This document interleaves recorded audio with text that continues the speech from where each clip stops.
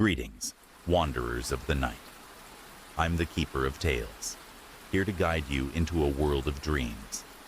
I know you've come to this video to drift off into sleep, so before we begin, give it a gentle like and join the circle by subscribing.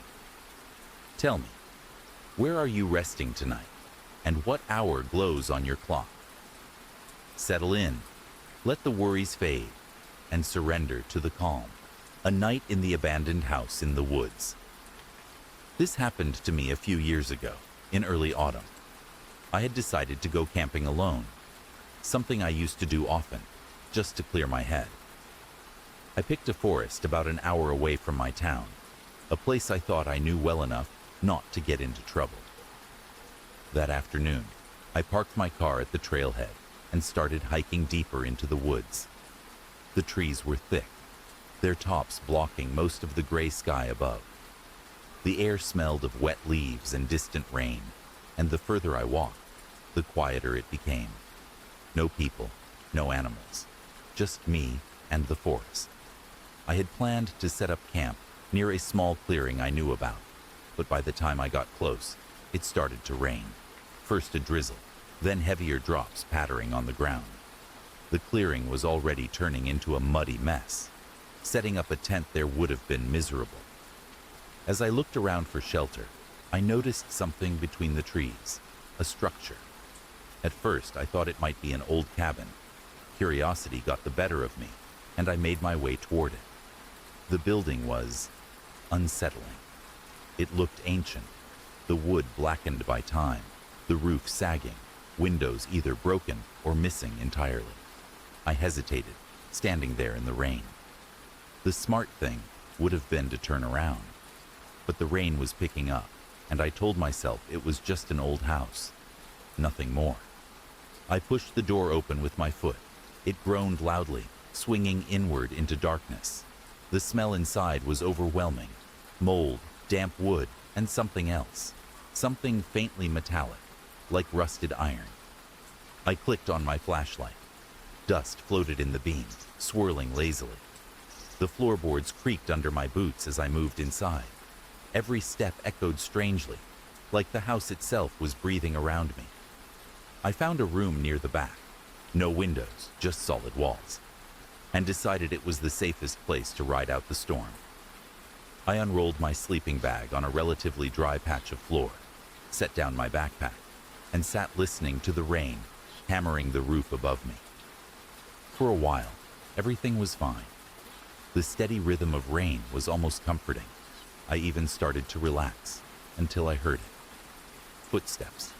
At first I thought it must have been the wind, or maybe an animal outside, but no.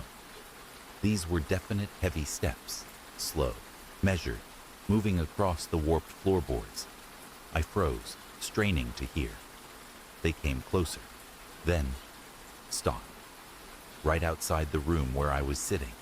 My heart pounded so hard I could hear it in my ears. I turned off my flashlight, plunging myself into complete darkness. I didn't move, didn't breathe. Something scratched at the door, not like an animal pawing. It was deliberate. Fingernails maybe, dragging slowly from top to bottom, then silence. Minutes passed. I don't know how many. It felt like hours. When I finally dared to turn the flashlight back on, nothing was there. No one. Just the old, empty hallway, stretching into darkness. I stayed awake all night, listening to every creak, every whisper of the wind. When dawn finally came, pale and cold, I packed up my things as fast as I could and ran from that place. I tried to find that house again later, thinking maybe it had been some weird, abandoned landmark. But no matter how many times I searched those woods, it was gone. Like it had never been there at all. Voices on the recorder. It was a weekend hike, nothing unusual. I'd been on plenty of them before, so when my friend Mark suggested we take a quick trip to the mountains for the weekend, I didn't think twice. We were both avid hikers, and this trail was one of those lesser-known routes, the kind where you rarely encounter other people. We set out early in the morning. The air was crisp, and the sun had barely risen, when we hit the trail. We made good progress, the path winding through dense forests before opening up to steep rocky outcrops. It felt peaceful, almost surreal. I remember thinking how lucky I was to be away from the chaos of daily life. At some point during the hike, we decided to stop for a break. We found a small clearing near a creek, and Mark pulled out a handheld recorder.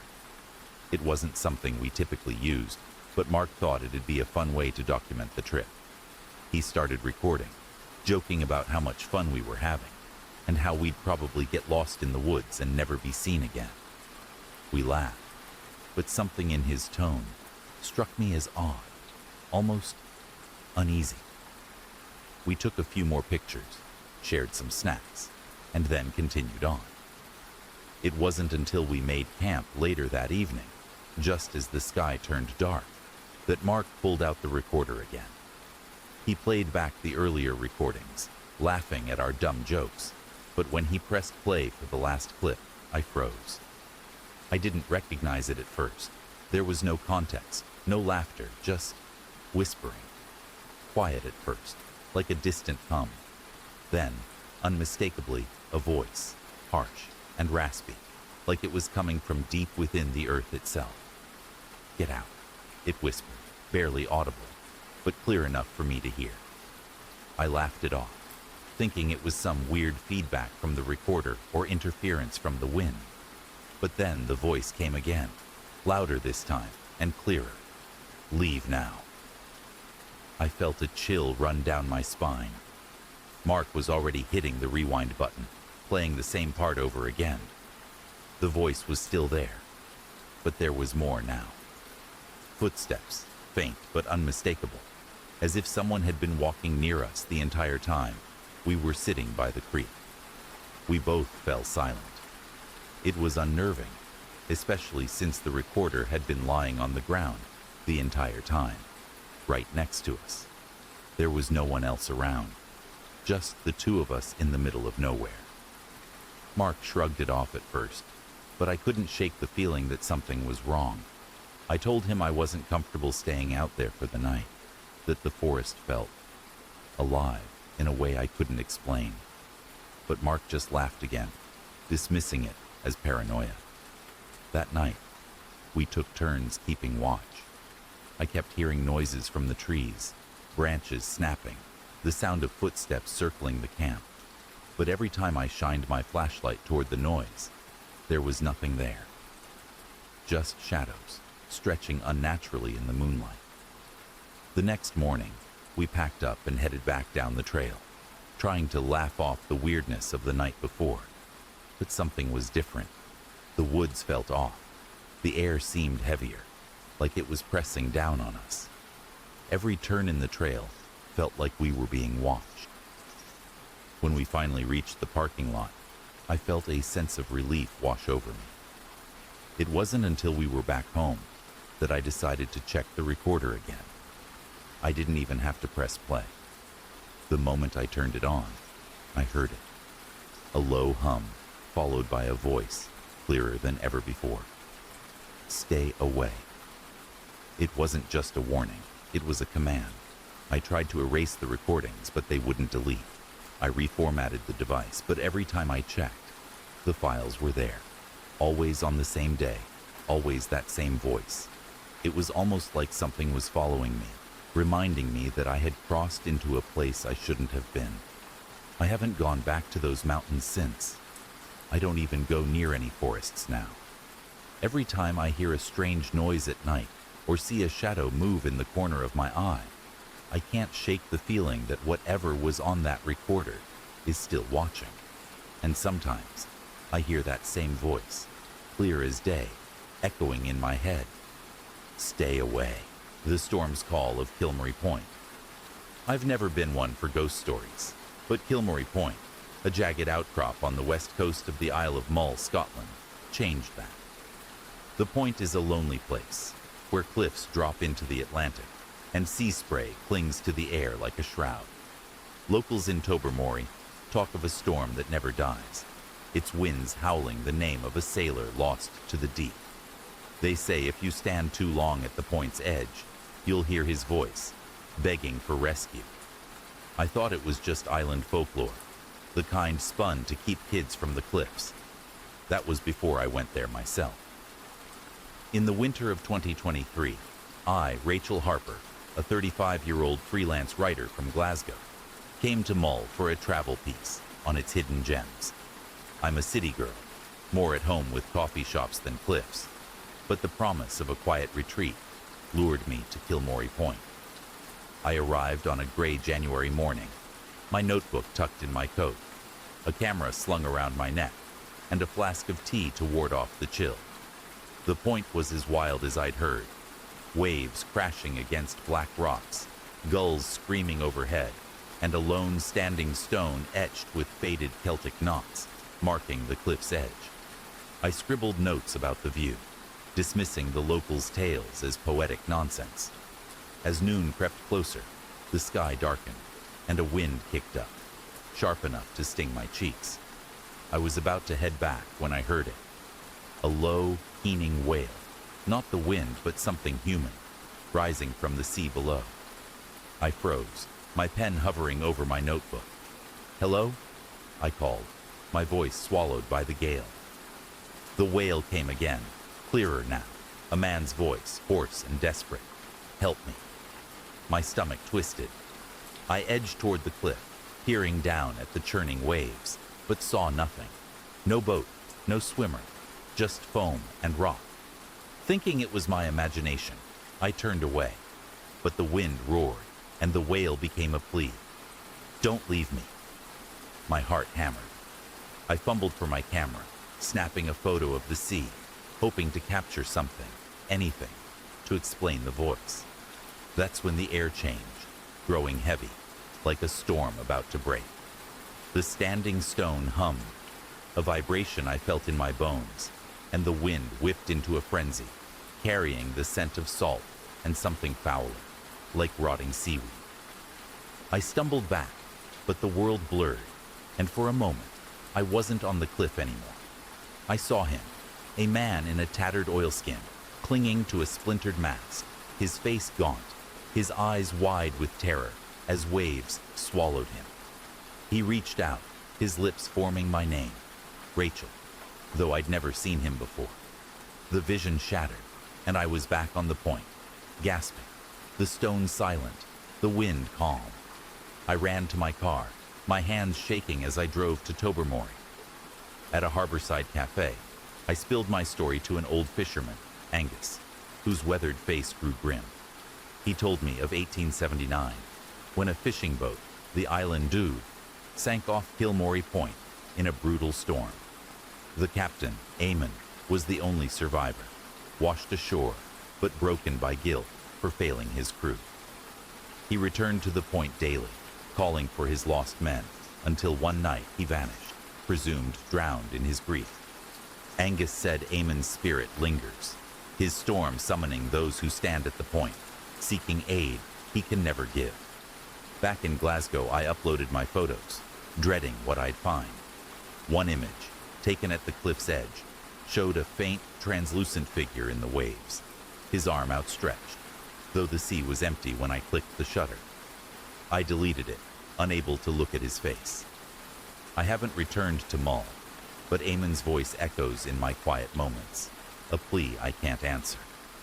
Some say Kilmorey Point traps his torment, its storms replaying his final call.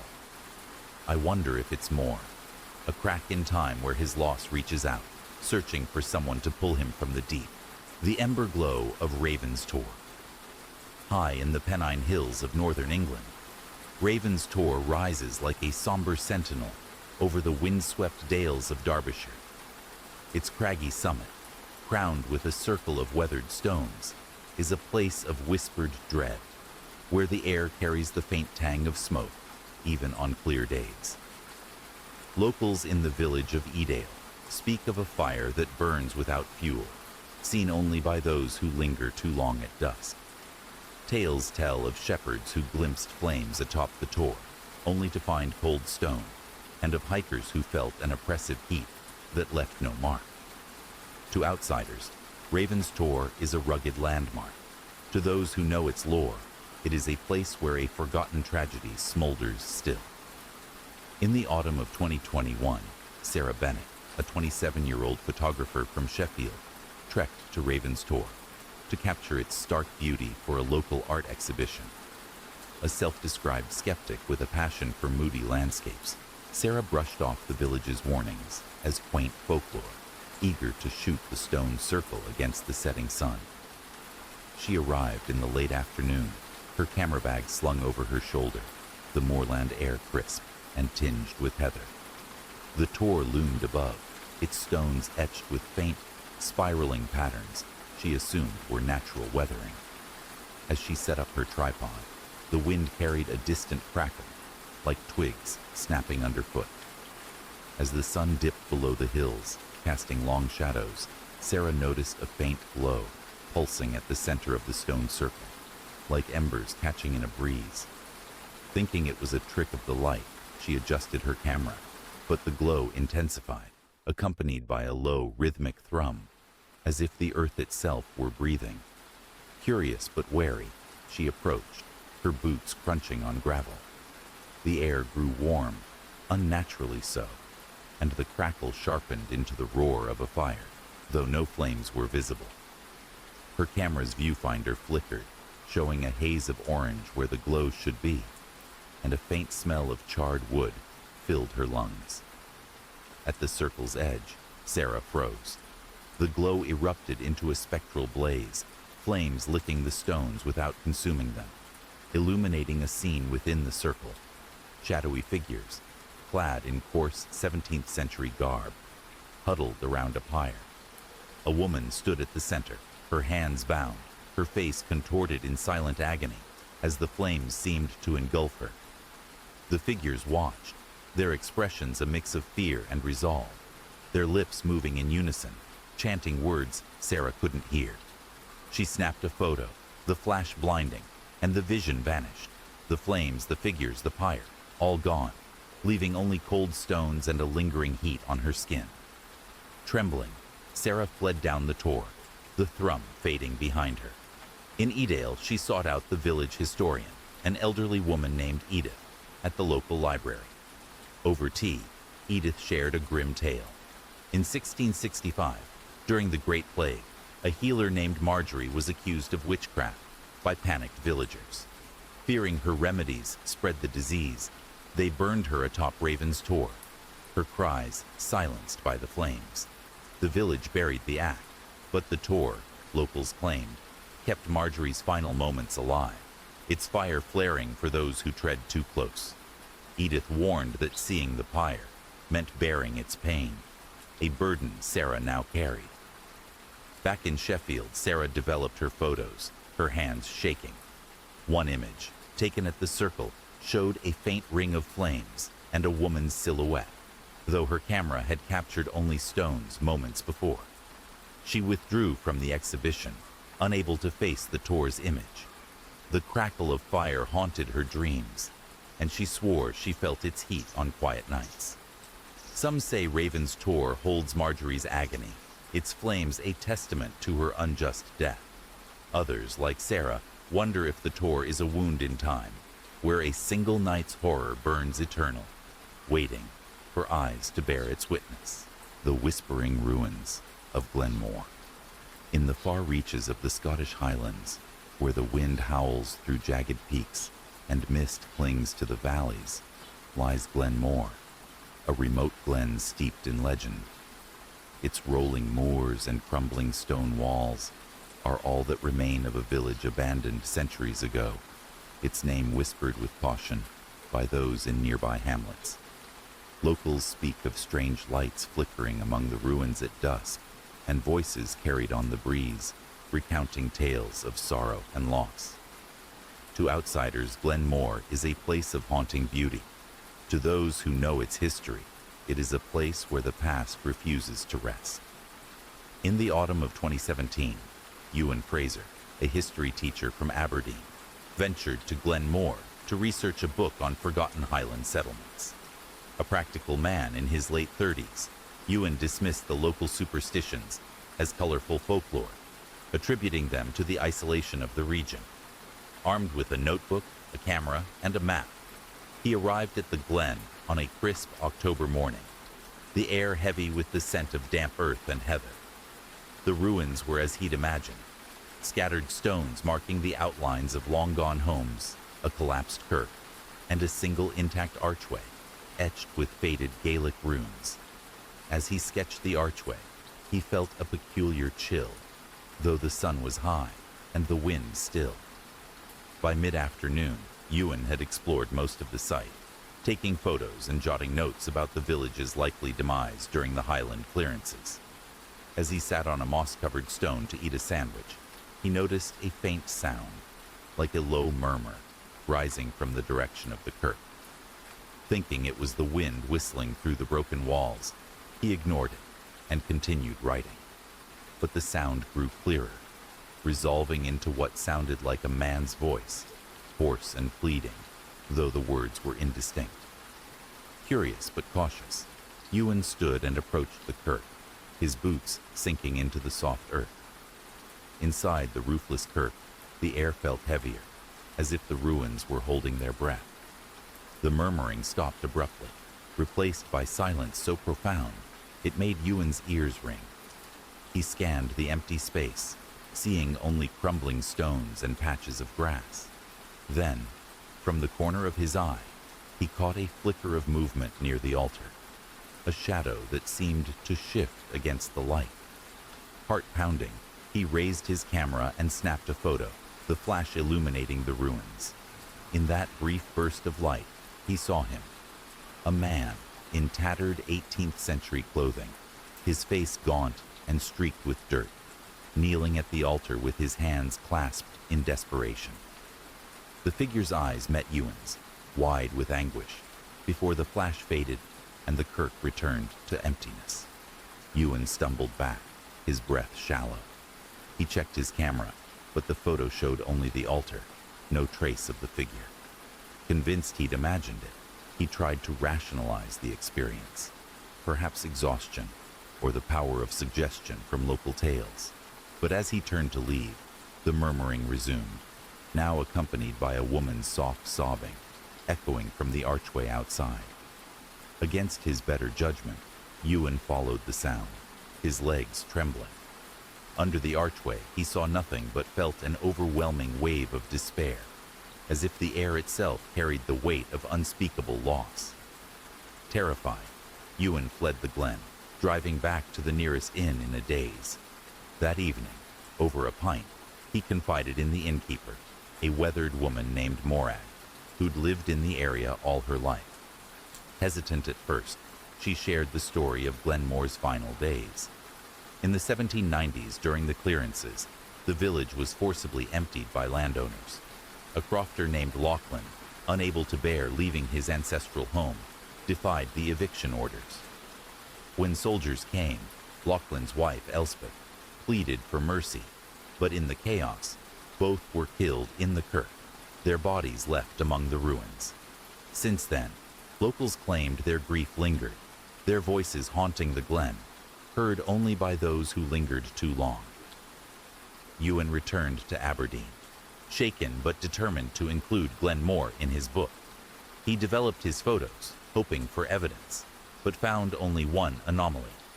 In the image of the archway, faint streaks of light formed the outline of two figures, one kneeling, one standing, though no such shapes were visible when he took the shot. He never returned to Glenmore, but the experience left him questioning his skepticism. Some say the glen's ruins hold an imprint of Lachlan and Elspeth's final moments, replaying their tragedy for those who tread too close.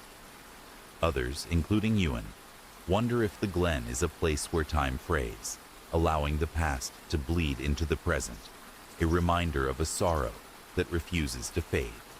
The figure on the highway. This happened last winter, when I was driving back home after visiting my parents. It was late, sometime after midnight, and the highway was almost completely empty. Just a long, endless stretch of dark road, cutting through frozen fields. The weather had turned ugly. It had started snowing heavily, and the wind pushed the flakes across the road in swirling, ghostly patterns. My headlights barely cut through the storm, and I found myself gripping the wheel tighter, leaning forward, squinting into the white blur ahead. I was maybe 30 minutes from home when I first saw it. At the edge of the road, just beyond the shoulder, there was a figure. I caught it in a quick flash. A person, standing completely still in the snow. No car nearby, no movement, just standing there, staring. I felt a jolt of adrenaline, but before I could really react, I had already passed them. I thought maybe they needed help, that maybe their car had broken down somewhere behind the trees. I slowed down, debating whether I should turn around, but something about it felt wrong. I couldn't explain it. I kept driving. About 10 minutes later, I saw them again. Same figure, same spot, just off the side of the road, as if they had somehow gotten ahead of me, even though there were no exits, no cross streets, nothing but forest on either side. I was going 60 miles an hour. There was no way they could have walked, let alone run, that distance through knee-deep snow in the time it took me to get there. This time, I got a better look. They were wearing something dark, a coat, or maybe a cloak, but their face, it was pale, almost glowing against the darkness, and they were staring straight at me as I passed, not waving, not signaling for help, just standing, watching. The temperature inside my car felt like it dropped 10 degrees. I didn't slow down this time. I pressed harder on the gas, heart pounding, eyes darting between the rearview mirror and the road ahead. I kept telling myself there had to be a logical explanation. Maybe I was tired. Maybe it was a trick of the snow, the lights, my own exhausted mind. But deep down, I knew it wasn't. About 5 minutes from my town, I reached a long, curved stretch of highway where a single, battered old sign warned of deer crossing. I was just starting to relax when I saw something move ahead, something stepping into the road. For a split second, I thought it was a deer. It wasn't. It was the figure. Standing directly in the middle of my lane, arms at their sides, staring right at me. I slammed the brakes, tires screeching on the icy pavement. The car fishtailed, sliding sideways, and I gripped the wheel, trying to avoid spinning out. When the car finally skidded to a stop, I looked up, expecting to see them inches from my hood. But there was nothing there. The road was empty. No figure, no tracks, no sign that anyone had ever been there at all. I sat there for a long moment, breathing hard, the snow pounding against the windshield. Then I slowly pulled back onto the road and drove home, refusing to look into the rearview mirror, no matter how badly I wanted to. I didn't take that highway for months afterward, and sometimes, even now, when I'm driving at night, I get the feeling that someone's standing just off the side of the road, waiting.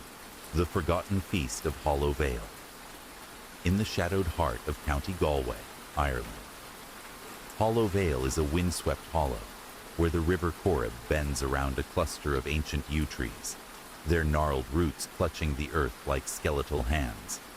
The vale is a place of quiet dread, its mossy stones and sunken paths avoided by locals who murmur of a cursed banquet that never ends.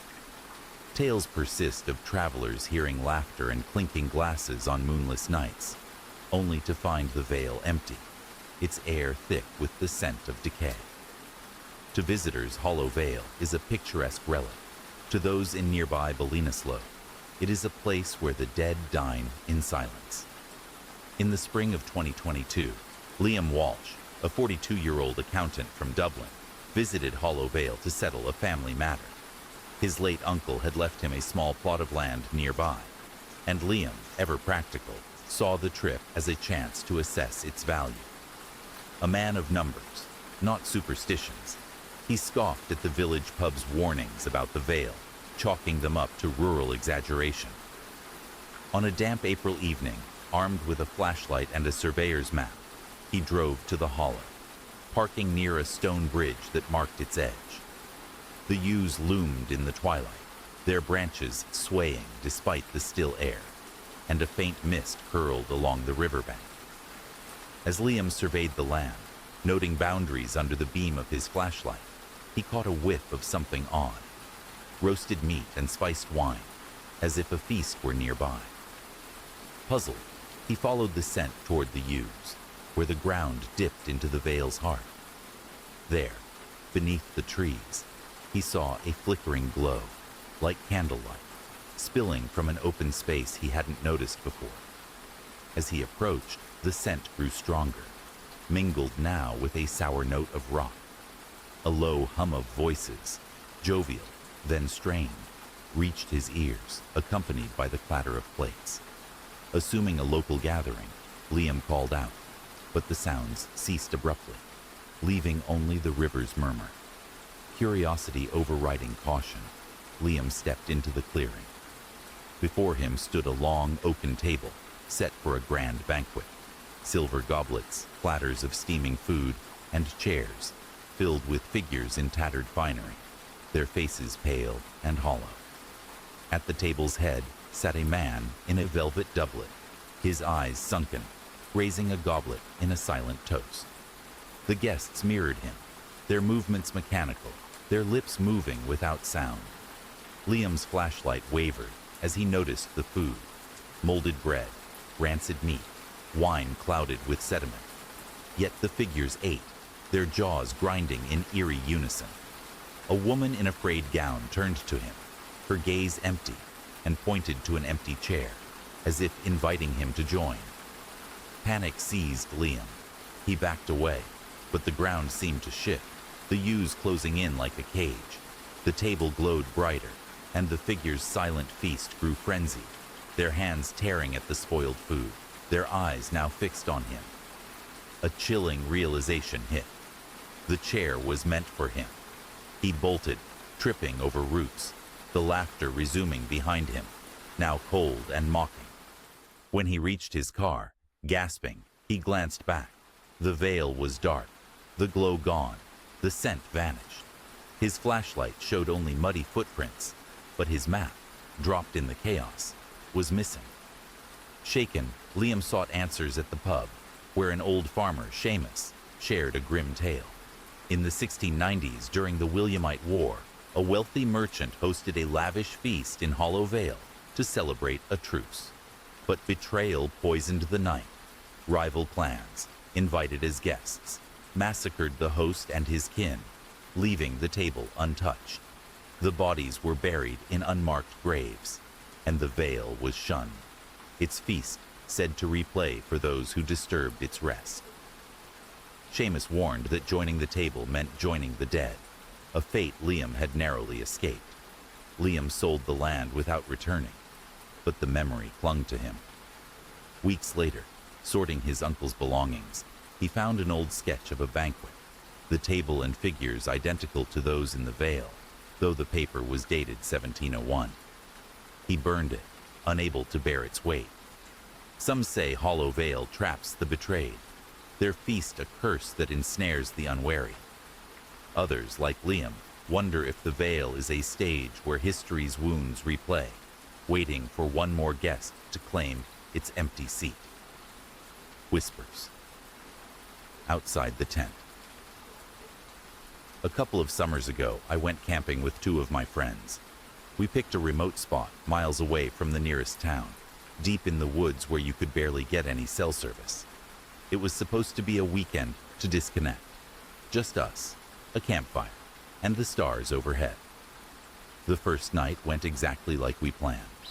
We set up the tents, cooked over the fire, told stupid stories, and laughed until our voices echoed through the trees. It felt peaceful out there, isolated in the best way. The second night was different. The air had shifted, colder, heavier. Even the woods sounded different. The usual chorus of crickets and rustling leaves had fallen almost completely silent, like the forest was holding its breath. We tried to brush it off. Maybe it was the weather. Maybe it was just in our heads. By midnight, we crawled into our tents, zipped them up, and tried to sleep. I don't know how long I lay there, staring into the darkness of the tent, before I heard it. A whisper.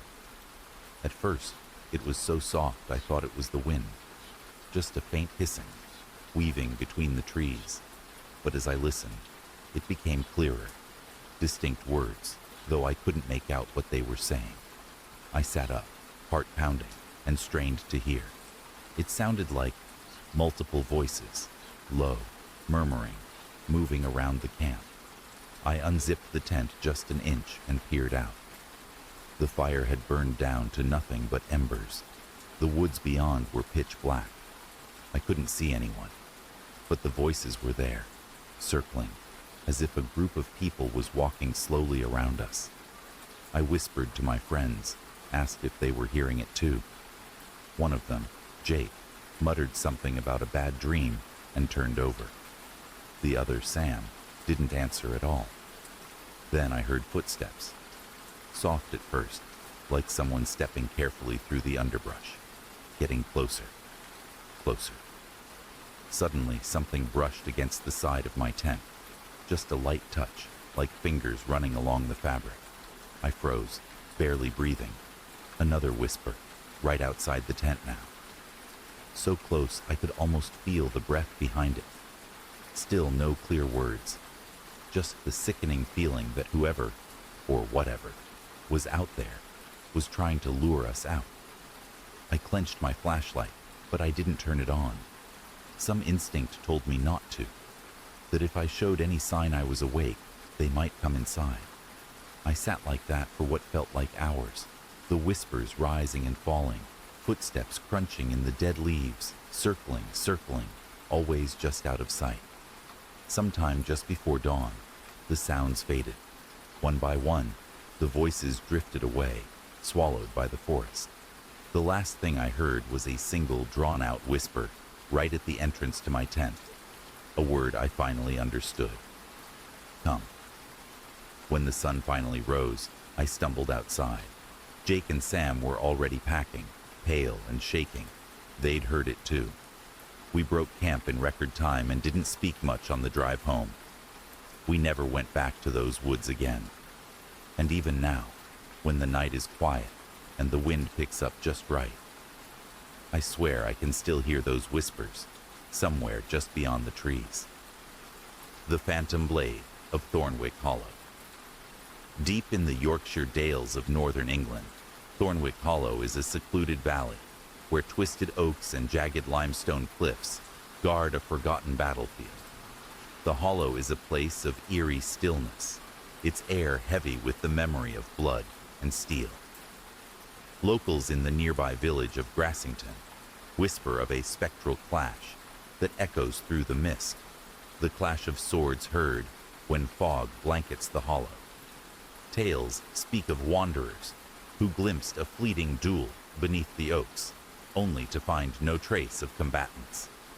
To ramblers, Thornwick Hollow is a rugged beauty spot. To those who know its past, it is a place where honor and betrayal clash eternal. In the autumn of 2022, Oliver Grant, a 39-year-old park ranger from Leeds, was assigned to survey Thornwick Hollow for trail maintenance. A stoic man with a love for the outdoors and a disdain for ghost stories, Oliver saw the local legends as fanciful tales spun to scare hikers. On a foggy October morning, he arrived with a clipboard, a GPS device, and a thermos of coffee. The hollow shrouded in a thick mist that muffled his footsteps. The oaks loomed like specters, their branches clawing at the sky, and the limestone cliffs glistened with dew. As he marked a trail, a faint metallic clink, like steel striking steel, broke the silence. Assuming it was a loose rock or a hiker's gear, Oliver scanned the hollow, seeing only fog and trees.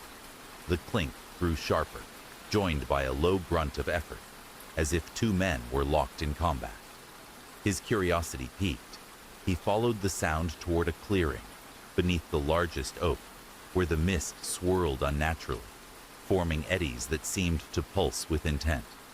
The air grew taut, and a sharp, cold gust carried the scent of iron and sweat.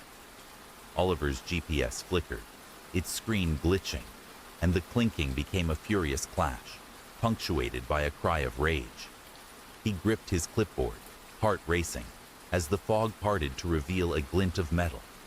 A sword, lying half buried in the earth, its blade etched with intricate runes. Compelled to touch it, Oliver reached for the sword, but as his fingers grazed the hilt, the clearing erupted in motion.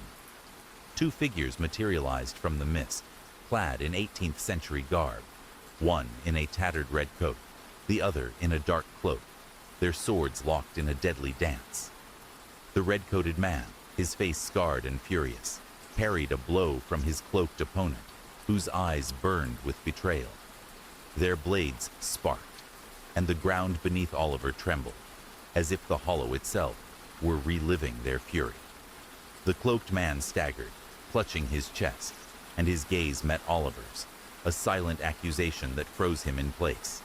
With a final clash, the figures vanished, the sword dissolved into mist, and the hollow fell silent, the fog lifting to reveal an empty clearing.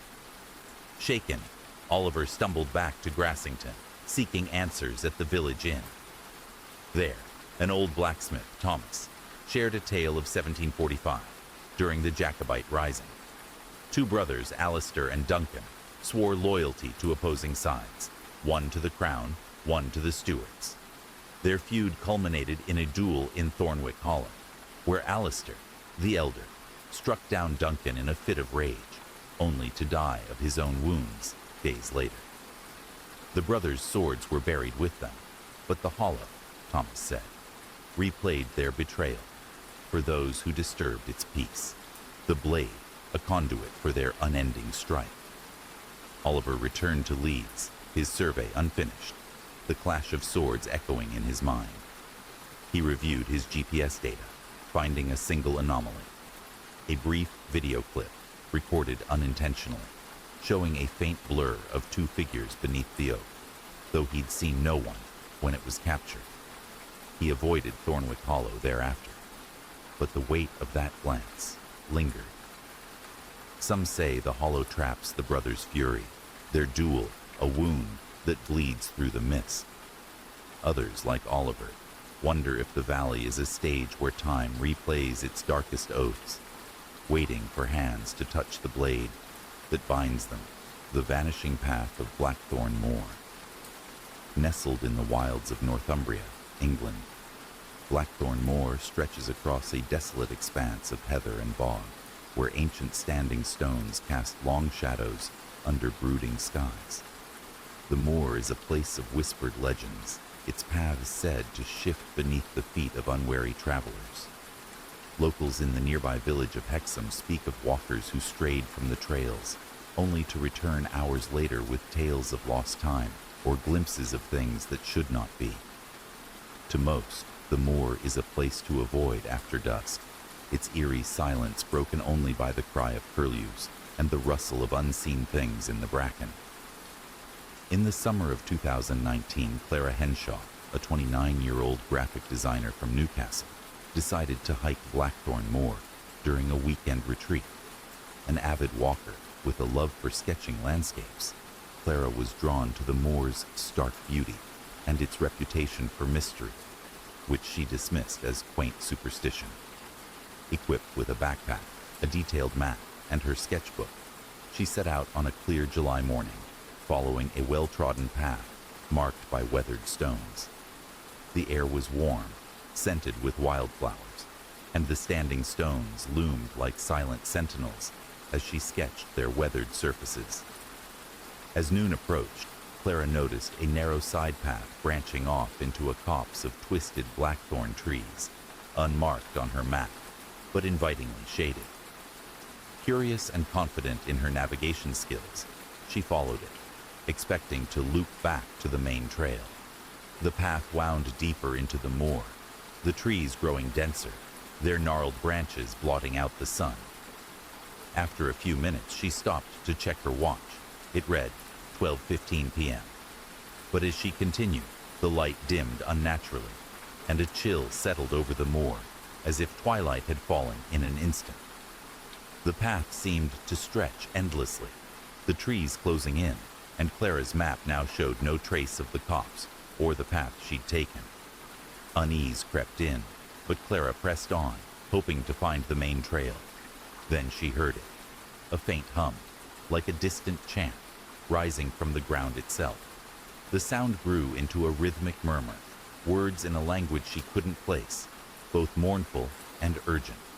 Her heart raced as she noticed a flicker of movement ahead, a line of shadowy figures, cloaked in rough wool, walking in single file along the path. They carried staffs and lanterns, their faces obscured, moving with a purpose that felt both ancient and sorrowful. Clara froze, clutching her sketchbook, as the figures passed within feet of her, their lanterns casting no light. She called out, but her voice was swallowed by the hum, and the figures neither turned nor paused. Terrified, Clara turned to flee, only to find the path behind her gone, replaced by an unbroken wall of blackthorn. Panic surged as she stumbled forward, following the figures, who vanished around a bend.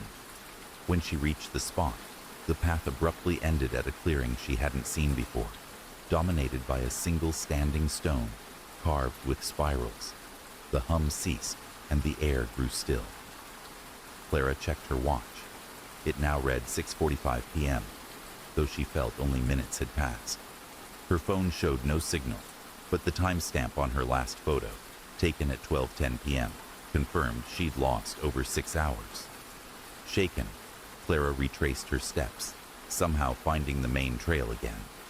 She reached Hexham by nightfall, her sketchbook clutched tightly, though she couldn't recall drawing anything. At the village pub, she shared her story with an elderly barmaid, Agnes, who listened with a knowing nod. Agnes revealed that Blackthorn Moor was once a sacred site for a druidic sect, driven out in the 5th century during Christian purges. The sect's final ritual, a plea to their gods for protection, was said to have bound their spirits to the moor, their procession eternally retracing a path lost to time. Those who stumbled upon it, like Clara, were said to cross into their moment of exile, losing hours in a blink. Back in Newcastle, Clara developed her photos, expecting nothing unusual.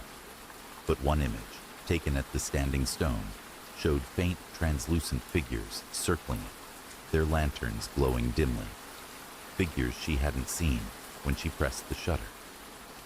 She never returned to Blackthorn Moor, but the hum lingered in her dreams, and her sketches from that day depicted a path she couldn't remember drawing.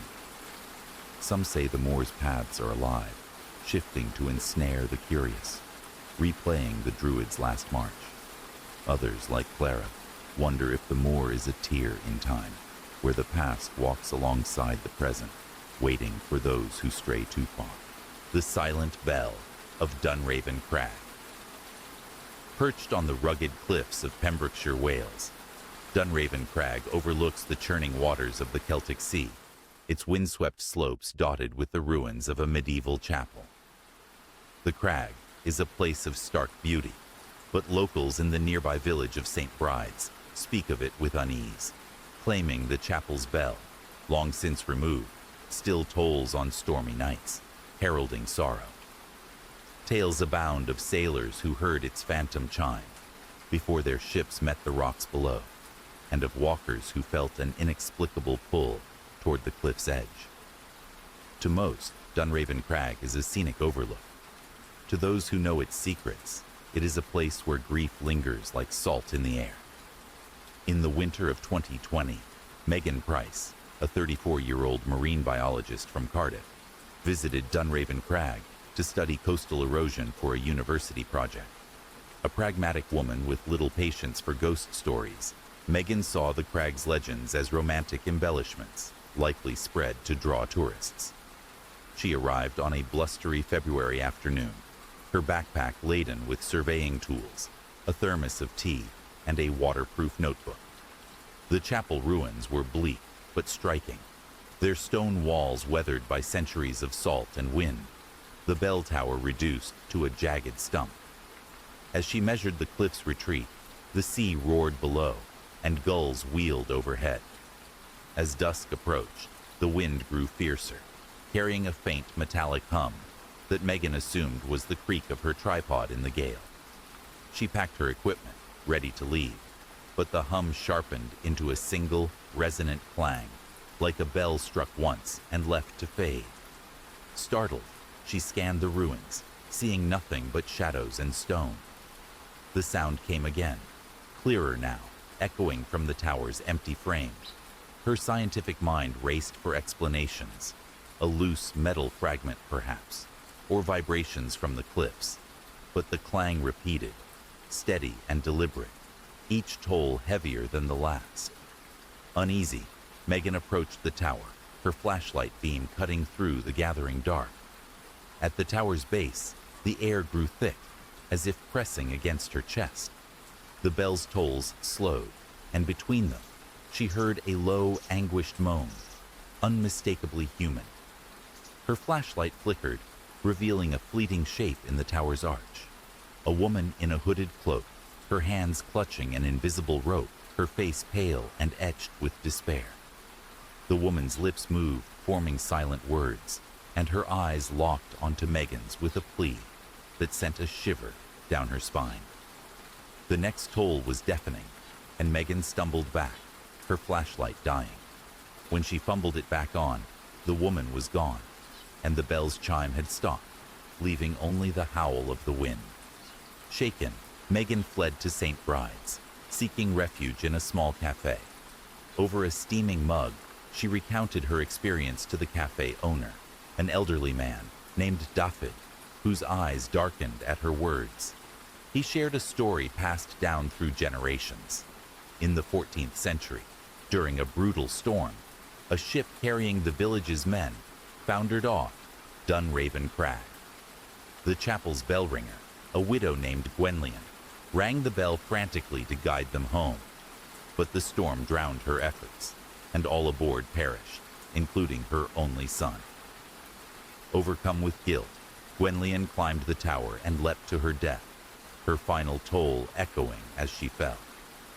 Since then, her bell is said to ring before storms, her spirit forever trying to save those she could not. Megan returned to Cardiff, her data incomplete, but her perspective altered. She reviewed her photos from the crag, expecting nothing unusual, but one image, taken near the tower, showed a faint, misty outline of a cloaked figure, invisible when she'd clicked the shutter.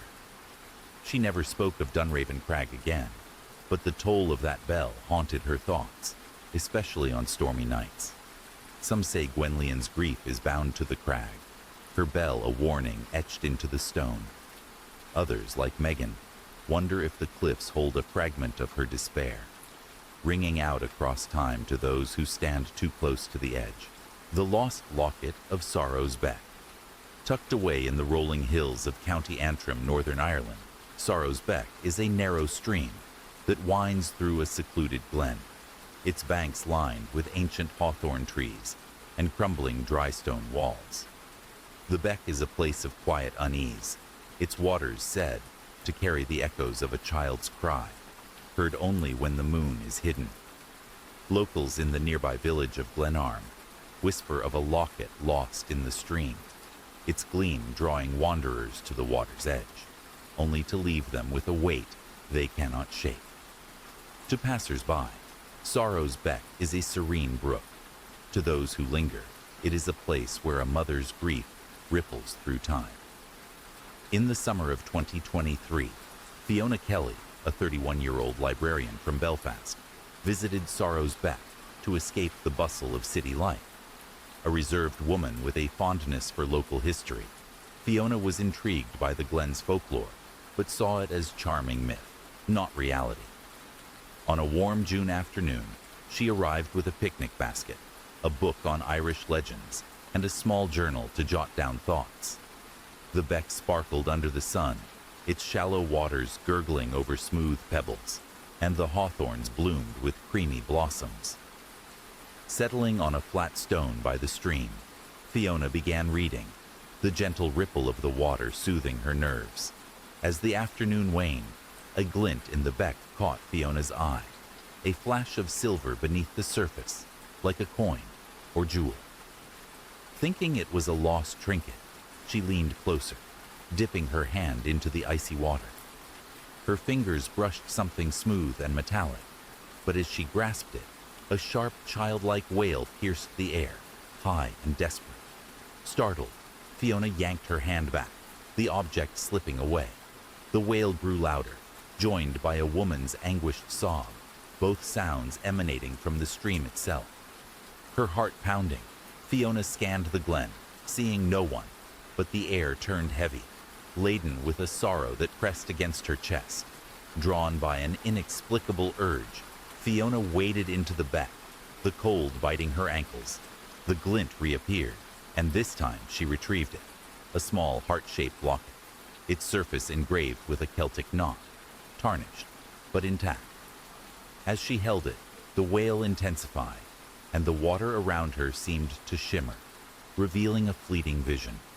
A young girl in a 19th century dress, clutching the locket, her face streaked with tears, while a woman in a shawl knelt beside her, reaching out in vain. The girl's lips moved, forming the word "Mama." Before the scene dissolved, the beck returning to its tranquil flow. Fiona stumbled to the bank, the locket clutched in her trembling hand, the cries fading, but their weight lingering in her heart. Shaken, Fiona sought answers in Glenarm, finding an old seamstress, Bridget, who knew the beck's lore. Over a flickering hearth, Bridget recounted a tragedy from 1847, during the Great Famine. A widow named Saoirse, starving and desperate, sent her daughter, Nia, to a wealthy landowner for aid, giving her a locket as a token of their bond. Nia never returned, lost to fever or worse, and Saoirse, consumed by guilt, drowned herself in the beck, searching for her child. The locket, Bridget said, was a beacon, drawing those who touched it into Niamh's final plea, a moment of loss frozen in the stream's current. Fiona returned to Belfast, the locket locked in a drawer, but its presence unsettled her. She photographed it for her journal, and one image, taken by the beck, showed a faint outline of a girl's hand reaching from the water, though no such figure was visible at the time. Fiona donated the locket to a local museum, unable to bear its sorrow, but she felt Niamh's cry in quiet moments. Some say Sorrow's beck holds the grief of Saoirse and Niamh, its waters replaying their parting for those who find the locket. Others, like Fiona, wonder if the stream is a mirror of lost love, reflecting a moment that binds the living to the dead, the midnight call. This happened to me last winter. I had just moved into a new apartment in a quiet part of the city. It was an old building, with narrow hallways and peeling wallpaper, the kind of place that felt a little forgotten by time. I didn't mind it. I liked the solitude. One night, I was already in bed, trying to sleep after a long week at work.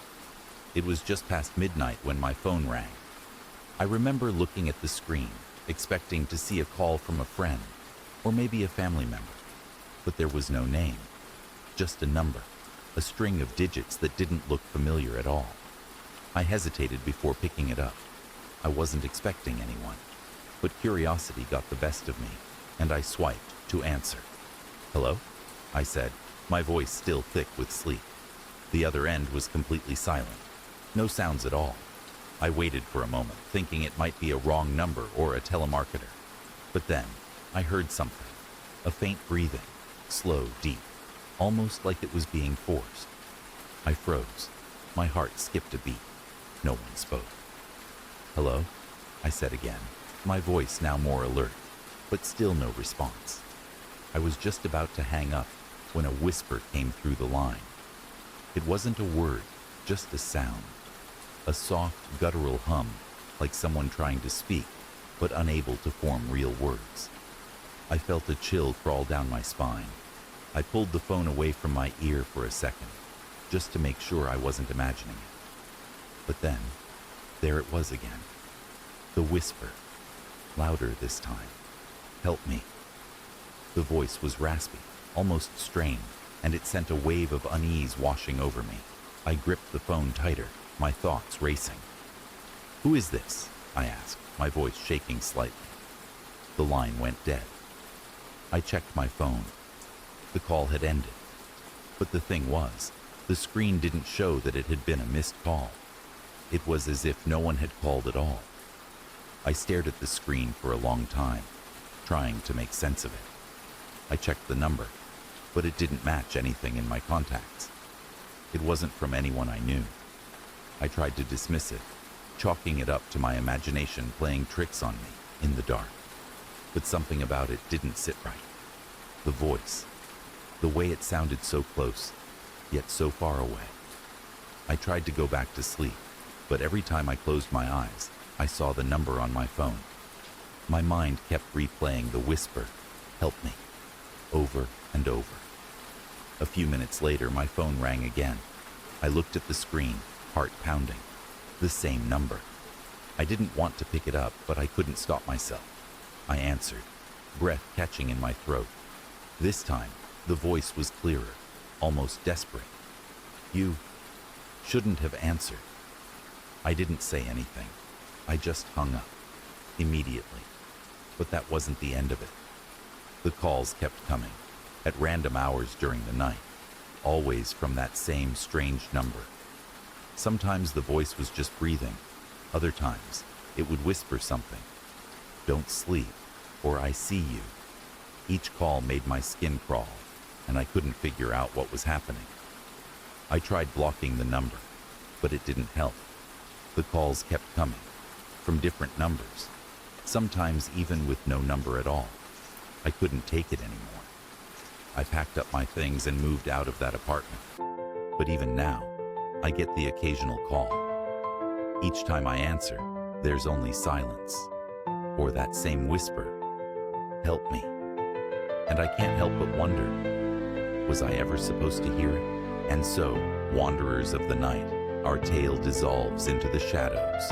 The echoes of this story linger softly, like a whisper on the wind, carrying you deeper into the embrace of dreams. Rest now, beneath the watchful stars, and let the stillness cradle you until the dawn.